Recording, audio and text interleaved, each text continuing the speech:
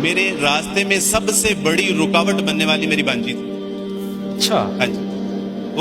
وہ اتنی رکاوٹ کہ میرے لیے بد دعائیں کیا کرتی تھی کہ یہ جس نے اسلام قبول کر لیا ہمارے ماموں جان نے اور ہمارے بچے بچیوں کو گمراہ کر رہے ہیں. تو لٹرلی اس کے میرے لیے دعائیں کیا کرتی تھی جولی اٹھا کے کہ اللہ سبحانہ تعالیٰ ان کو واپس عیسائیت میں لے آئے. اور بالآخر میری دعا ان کی دعا پہ غالب آ گئی. آپ تمام احباب کے سامنے تشریف لا رہی ہیں بیٹی چاند احمد. السلام علیکم ورحمۃ اللہ وبرکاتہ. امید کرتی ہوں آپ سب بہن بھائی خیریت سے ہوں گے اور اللہ تعالیٰ ہم سب کے روزے ہمارے اعمال کو قبول فرمائے. میں نا بڑی روتلو ہوں تو اس لیے میری آواز شروع میں ہی رونے والی ہو جاتی ہے. ہاں میں وہی انسان ہوں جو وارث ماموں کے لیے بد دعائیں کرتی تھی، لیکن میں ابھی پیچھے ایک بچی کو بتا رہی تھی کہ وارث ماموں اپنی جھولی اٹھا کے راتوں کو دعائیں کرتے ہوتے تھے کہ چاند اسلام قبول کر لے. تو دعائیں کبھی رد نہیں جاتی. وہ دعائیں جو اللہ سے مانگی جاتی ہیں وہ دعائیں کبھی رد نہیں جاتی. میں نے اپنی 25 سالہ زندگی جو تھی وہ کرسچینٹی میں اچھی خاصی پریچنگ میں گزاری. میں چرچ میں پریچ کرتی تھی، کلام پیش کرتی تھی. ایک آپ کہہ لیں کہ کٹر مسیحی تھی میں، اور ایسی مسیحی تھی جو وارث ماموں کو یعنی بولنے نہیں دیتی تھی فیملی میں. جب مجھے پتہ چلتا تھا کہ آج وارث ماموں فلاں فیملی میں وزٹ کر کے گئے ہیں میں اس گھر میں پہنچ جاتی تھی. اس سے پہلے کہ وارث ماموں کی بات ان کے ذہن پہ اثر کریں مجھے خدا کا کلام پیش کرنا ہے، ان کے گھر پہ جا کے دعا کرنی ہے تاکہ شیطان اپنا کام نہ کرے. بیکاز میرے نزدیک وارث ماموں جو کام کر رہے تھے وہ شیطان کا کام تھا، کیونکہ وہ خداوند سے دور کر رہے تھے میرے لوگوں کو. تو میں اس فیملی میں پہنچ جاتی تھی، اپنے لوگوں کو چاہتی تھی کہ وہ خداوند کے ساتھ جڑے رہیں، وہ کبھی خداوند کا انکار نہ کریں، وہ یسوع مسیح کا انکار نہ کریں. یہ سب میری یعنی میں آپ کہہ لیں کہ ایک اسٹرانگ ورک کرتی تھی. مجھے اس چیز کا ڈر رہتا تھا کہ وارث ماموں کی وجہ سے اب مزید لوگ اسلام قبول نہ کر لیں. لیکن کیا پتہ تھا کہ اللہ تعالیٰ مجھے ہی دائرہ اسلام میں لے آئیں گے اور میں ہی وہ شخص بنوں گی جو اسلام قبول کرے گی. CSS کر رہی تھی، میں نے BA کمپلیٹ کیا اپنا، اور اس کے بعد میں CSS کر رہی تھی. اس کے دوران اللہ تعالیٰ نے مجھے یہ توفیق دی کہ اسٹڈی آف ڈفرینٹ ریلیجنس کی کتاب پڑھنے کے دوران یہ سبجیکٹ جب میں پڑھ رہی تھی تو مجھے پتہ چلا کہ اسلام ہی خوبصورت مذہب ہے. اچھا آپ یقین جانیں وارث ماموں رمضان میں قرآن پاک ڈسٹریبیوٹ کرتے تھے اور راشن دیتے تھے. تو میرے بھائی کے ایک جہاں ڈیوٹی کرتے ہیں وہاں ایک انکل تھے، گارڈ تھے، ان کے لیے قرآن پاک لے کے ان سے رکھا ہوا تھا اور راشن بھی لے کے رکھا ہوا تھا.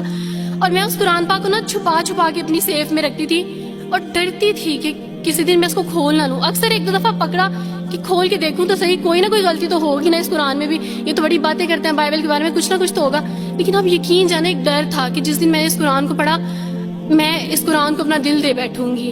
اور وہی ہوا کہ جب میں نے قرآن پڑھا تو میں اس پر ایمان لائے بغیر نہیں رہ سکی. ایک رات وارث ماموں کو کال کی اور ان سے کہا کہ 2 بجے کا لگ بھگ ٹائم تھا، اور ان سے کہا کہ وارث ماموں مجھے آپ سے ضروری بات کرنی ہے. تو انہوں نے کہا کہ کیا بات ہے بیٹی، کوئی زندگی موت کی بات ہے؟ تو میں نے کہا کہ ایسا ہی سمجھ لیں، میں رو رہی تھی.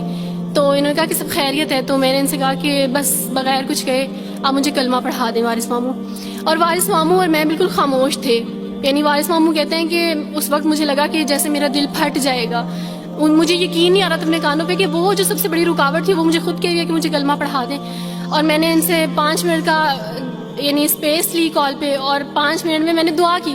لیکن اس کے بعد میں نے کہا کہ اگر میں حق پہ ہوں، سچ پہ ہوں، تو بس پھر خداوند اس کو ہو لینے دے. اور وہی ہوا، میں نے اسلام قبول کیا اور سوچا تھا کہ CSS کمپلیٹ کرنے کے بعد فیملی میں اناؤنس کروں گی.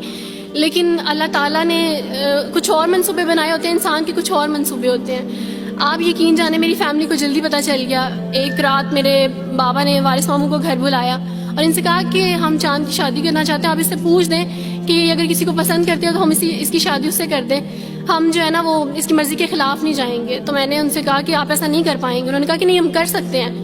مجھے یہ تھا کہ مجھے پچھتاوا نہ رہے کہ میں شاید اس دن پاپا سے بات کرتی تو پاپا مان جاتے. تو میں نے ان سے کہا کہ پاپا میں ایک مسلمان مرد سے شادی کروں گی، آپ ایسا میرے لیے کر سکتے ہیں؟ اگر آپ کسی مسلمان سے میری شادی کریں گے تو ٹھیک ہے، میں شادی کرنے کے لیے تیار ہوں. میرے گھر میں ایک سناٹا چھا گیا اور اس خاموشی کے بعد جو ہے یعنی سب فیملی والے رونے شروع ہو گئے. انہوں نے کہا کہ آپ اپنے مذہب میں واپس آ جاؤ.